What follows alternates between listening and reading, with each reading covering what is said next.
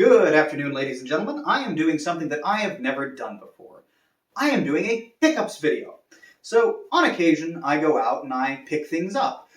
Video games, comic books, toys, drifters, and I bring them back here and I add them to my collection and I keep them safe and I keep them so that they will never be able to leave me.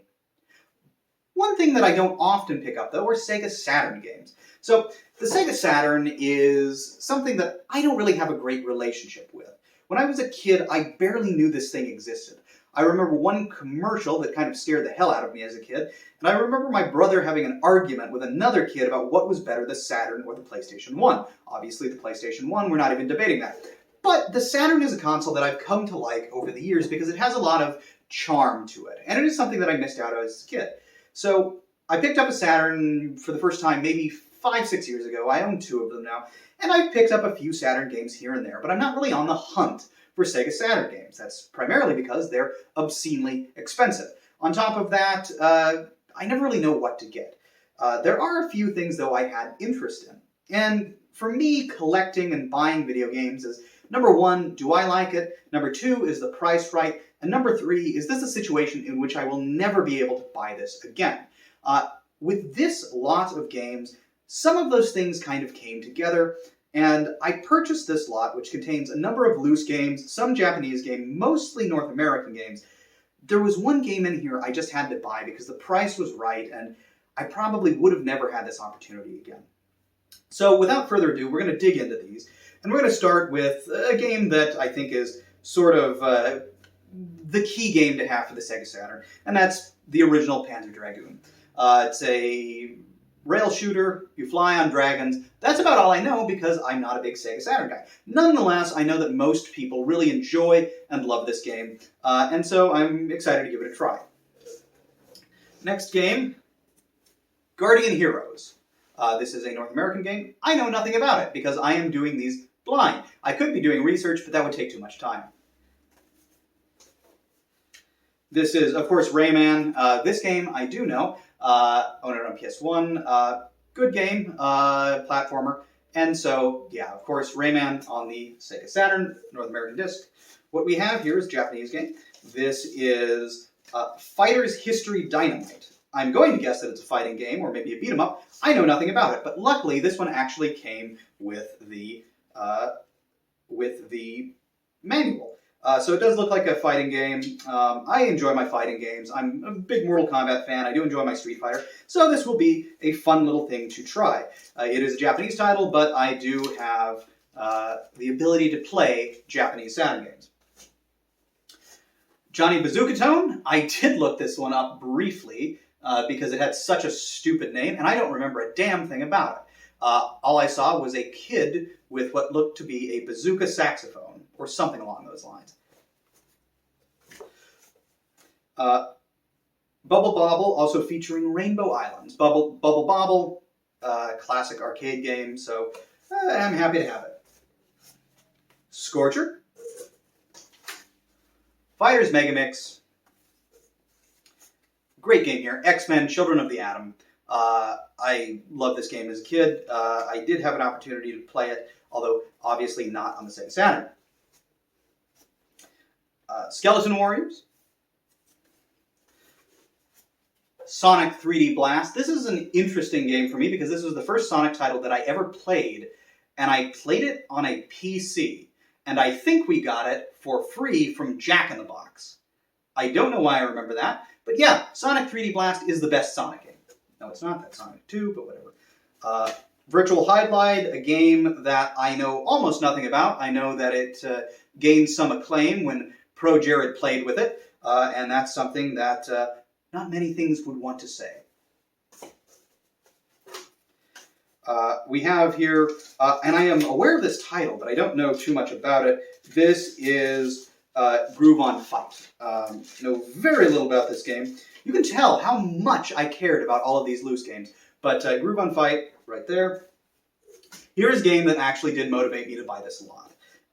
And this is Saturn Bomberman. Saturn Bomberman is an interesting game because the last time I played it was at the Portland Retro Games Expo. It was part of the Blockbuster tournament. I had a fun time playing it. I had the honor of knocking out Pat the NES Punk from one of the matches. So yeah, Saturn Bomberman, and I actually am excited to own this. We have here, this is a Parodius. This is something that I tried to look up. I believe it's Gokujo Parodius Da. And if I just said something awful in Japanese, good. Also, we have another Parodius. This is Sexy Parodius. So I can get arrested. And Radiant Silvergun. This one I am a little bit aware of. It is a shoot 'em up. I actually do really enjoy shoot 'em ups, and so this one will probably get a little bit of playtime. Moving on. We have a few here that came with manuals.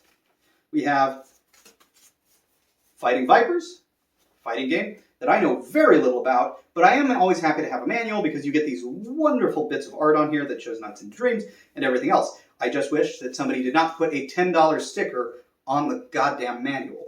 But, oh well. Oh, right here. One of the greatest fighting games of all time. Street Fighter, the movie, the game. What is better than taking the graphical stylings of Mortal Kombat and then making it Street Fighter? That should make everybody happy, right? No, I have nothing against this title.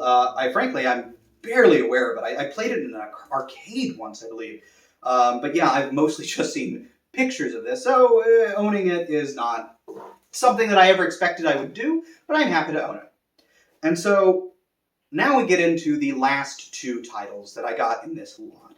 So why would I buy this were it not for two games in here that I was interested in getting? So, and I know I don't know too much about Panzer Dragoon, but I was happy to get Panzer Dragoon Zwei. Just because this is a difficult series to buy. Getting both 1 and 2, even if 1 is loose, and 2 in its case, together, it's kind of completing a trilogy. And I guess there is a trilogy. You could call it a quadrilogy, but I think most people kind of sort Orta out on its own. And so I want to kind of experience this going forward. Of course, there is the issue of Panzer Dragoon Saga, but that's a whole nother kettle of fish because of how rare that game actually is. And so I am happy to have this, but this is not the reason I bought this lot.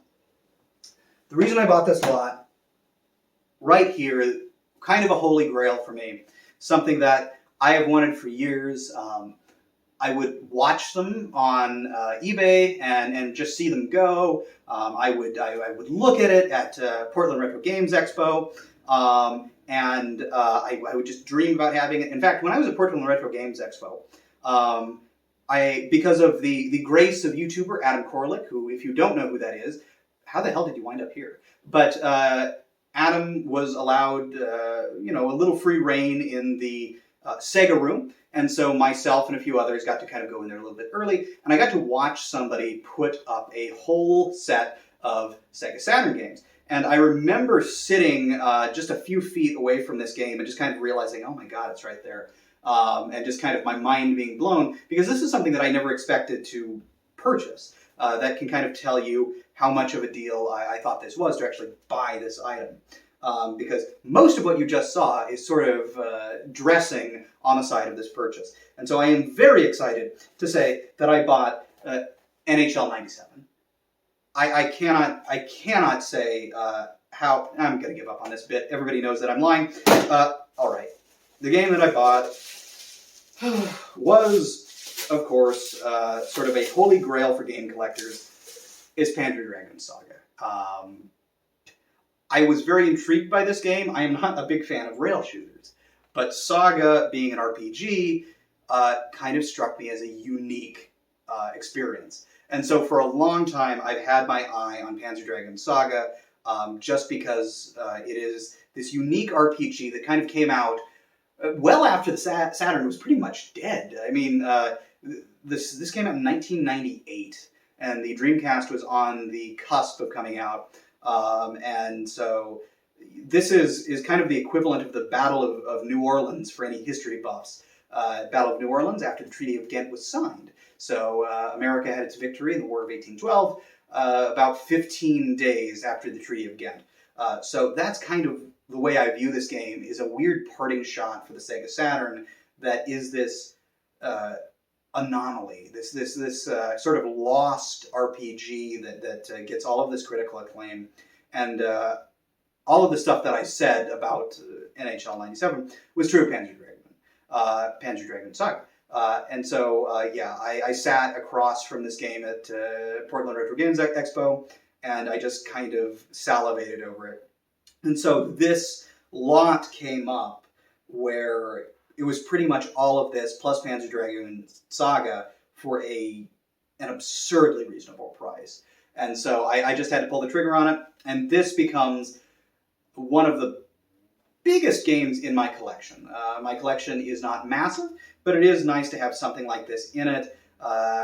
And so, yeah, I am happy to have it. It not only is intact, but we get the actual registration card, advertisement for other Sega titles, and yes, all 4 games are in here, which I don't want to hold up because they will tumble out, but I'll try and do my best.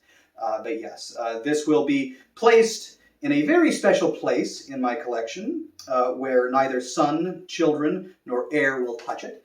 But yes, I am happy to buy this. I made this my first pickup video for a reason, and I may never do one because, frankly, I don't know what the hell I can buy that would rival this, other than just some random crap here and there.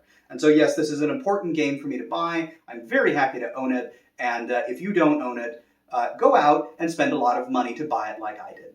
Thank you.